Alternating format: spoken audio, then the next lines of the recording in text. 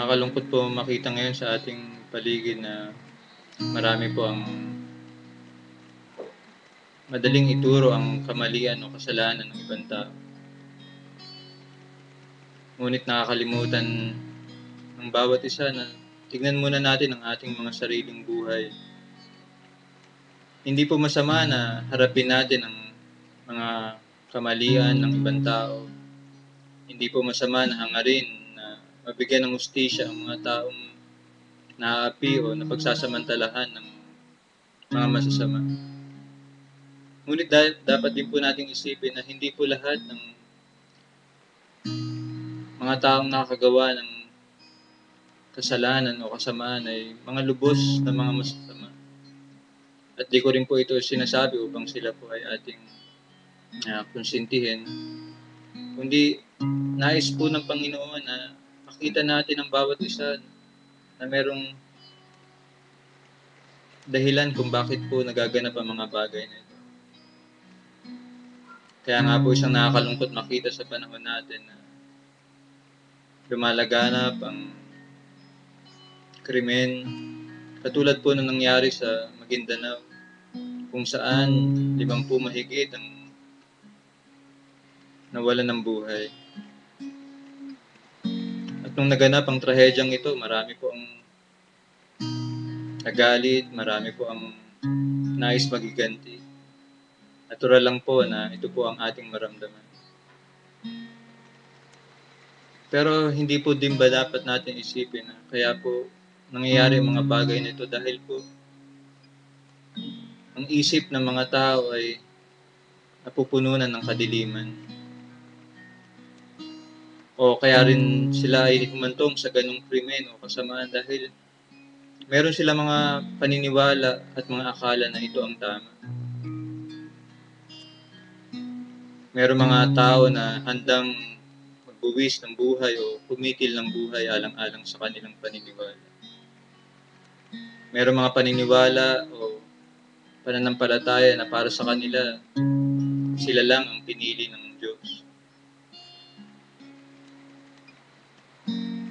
Kaya sa mga nangyayari sa ating paligid, mainam na ugatin natin kung bakit nangyayari ang mga bagay na ito. Kaya po napakahalaga na makita po natin sa ating panahon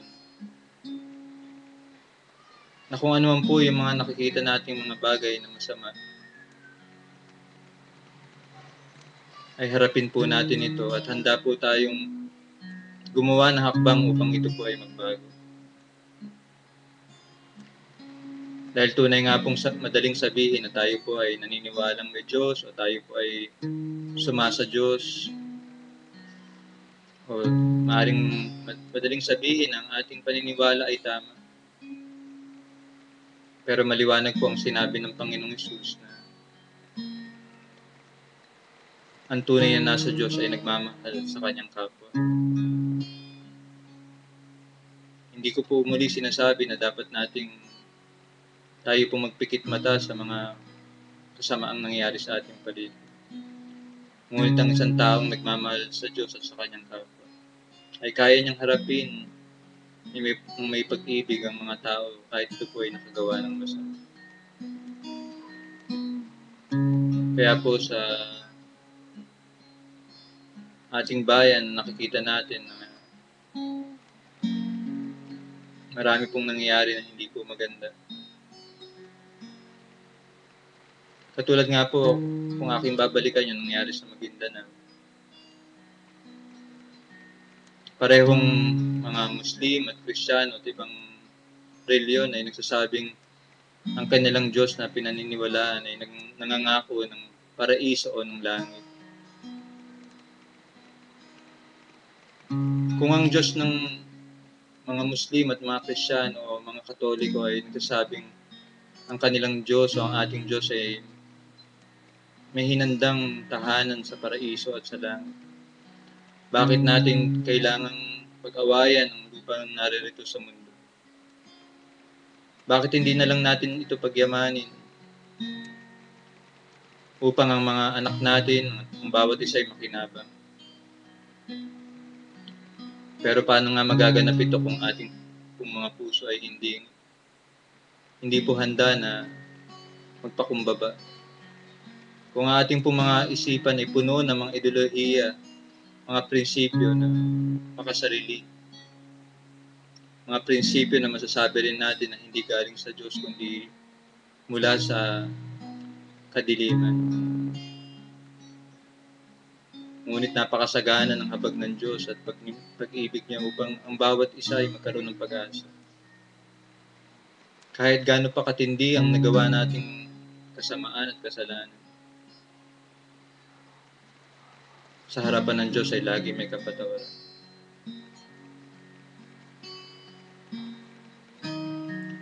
Pagkatapos na naganap sa Maguindanao, marami mga taga-media nagpakita ng kanilang galit, poot,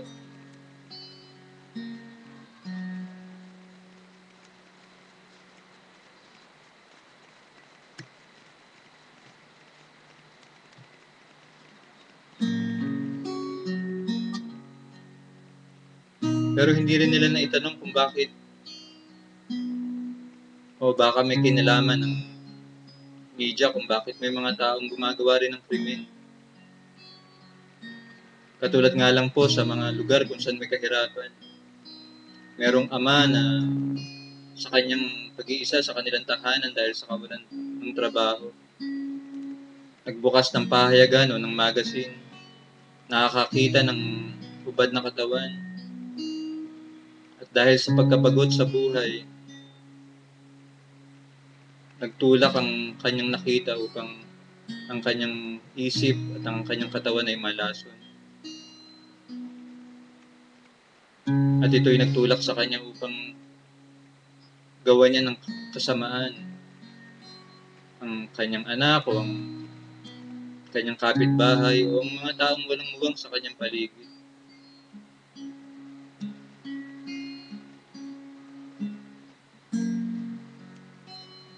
Nagalit ang mga taga-media sa nangyari sa Maguindanao o maging sa mga pumapatay sa mga mamamahayag.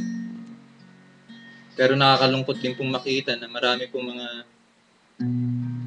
nasa media na sa kanilang paraan ng pagpapahayag ng kanilang mga balita, ng mga kanilang mga expose, ang kanilang paraan ay parang napaka self-righteous o yung sinasabing kung sila muna parang sila hindi nagkakasala. Kung mambatiko sila ng kanilang kapwa, ay ganun-ganun na lamang.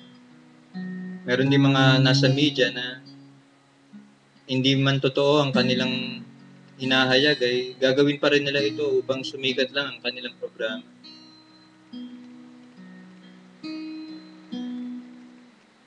Kaya nakakalungkot na makita na pagkatapos sa Maguindanao ay naging bulag din ang marami sa atin. At tignan kung saan din tayo nagkulang, kung bakit nangyayari ang mga bagay na ito. Muli, nararapat lang po na bigyan ng hustisya ang naganap sa Maguindanao. Meron pong 58 tao na nasawi.